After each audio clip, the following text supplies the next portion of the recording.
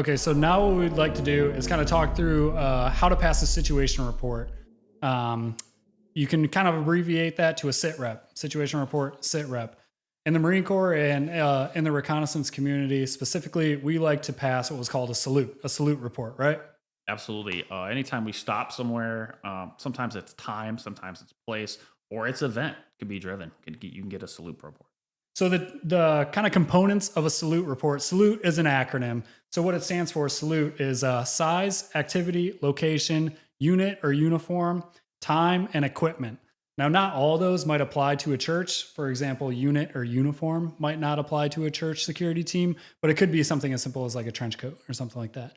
What this does, a salute report, it kind of provides a good baseline or a good guideline for you to go off of when you're reporting suspicious or noteworthy activity within your church security. Yeah, absolutely. So this could go hand in hand with something like a radio check every 50 minutes, or hey, I want a sit rep every hour, so something like that. Or pre, during, or post, you could have certain times where a sit rep has been brought up. Or the standard is if event happens, you get a sit rep. Yeah, if you were to observe something, your team leader is probably going to be looking for that sit report, and you can follow these guidelines. So, for example, the S in salute stands for size. That could be one individual, two individuals, three individuals, whatever. It's just the size of the amount of people involved in this incident. Then your activity could be something someone walking suspiciously down a hallway, or maybe it was a vehicle that you observed in the parking lot, kind of making weird paths or multiple trips around the building. That would be the activity, the A. The L, location, that's pretty self-explanatory. It's where that activity is happening. We mentioned unit and uniform might not apply to a church, but it could if someone's wearing something suspicious or easily identifiable, a football jacket, a trench coat, a black sweatshirt, anything like that could help identify the culprit. Time might not necessarily apply, but it could for something like a vehicle driving around. If you noticed him at 6 a.m., then 6:30, then 6:45, something like that. That's a time. And then equipment is also self-explanatory, just whatever they have with them. Yeah, and you talk about sometimes size, and things can happen around the area. Activity, like there could be a protest, so they might not all have a uniform, but they're all wearing something similar. Anytime you're doing these reports, trying to remain consistent. We talked earlier too. You might forget in the moment the salute. Get as much out as you can. Hey, the size, the activity, the location. Those are key things that could set up your next SOP or inform everyone else. So then we can start the chain of reaction. Right, right. You're saying you don't need every component of the salute report filled out in order for it to be useful information for your team. It could be just the size, activity, location, and equipment, or time, or whatever. It doesn't need to be the full report. It just needs to be as much noteworthy information as possible. Yeah, because time dictates what's going on. If this is an immediate event, I need to do this. Afterwards, if I can fill this in, I would want to do that and inform everyone.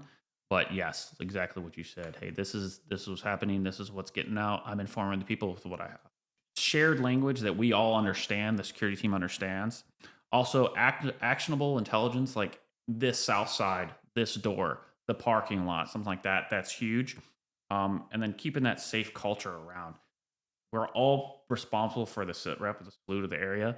You need to be able to say this, and we are the eyes and ears of what's going on. So in the reconnaissance community, we use sit reps all the time. We might be on a patrol observing a building or a road or an entire village. And what we're doing kind of during patrols often is establishing a baseline for the pattern of life of that area that we're observing. And what might trigger a sit rep is anything that falls outside of the ordinary for that baseline or for that pattern of life. So say we're observing a specific building that is known to have kind of like high value individuals in it.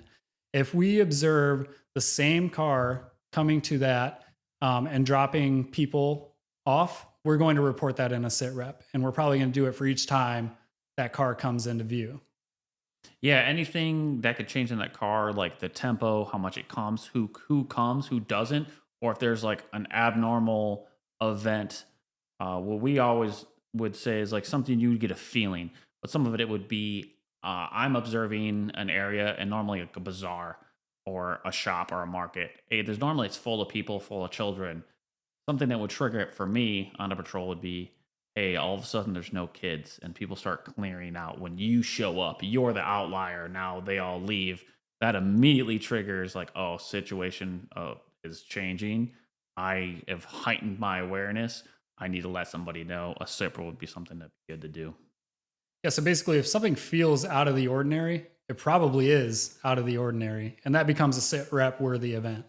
Yeah, see something, say something, raise your posture up. That's for sure. That's gonna help you. All right, Ron. So we've kind of talked about a sit rep and what to note and what to pass in it. When we pass it up, who are we passing it to, and at what point do you think it becomes actionable? Again, it's going to be SOP dependent, predetermined things through your chain. And I'm going to say every time it's going to be your team leader. He's going to know the goes and no goes, or this event triggers this event doesn't trigger this. And it could just be the next event that it happens is, hey, be more observant. Now move another person there, or hey, Rover 2, go check out this area, something along the lines. But the team leader ultimately is going to be the person that makes the decision. Yeah, I completely agree. I think that's his role, and that's why he is the team leader. It's kind of his call to determine what needs to be actioned on, especially if the pastor is busy giving his service and can't be the one to give that message. It's up to the team leader to make that call. Absolutely. And having a good understanding and having them in the debrief and having them, well, not the debrief, but the post and the pre, like, hey, this could happen. Look for this. Or this, we don't know. This is a new scenario, let's say. Their judgment is going to be key in that.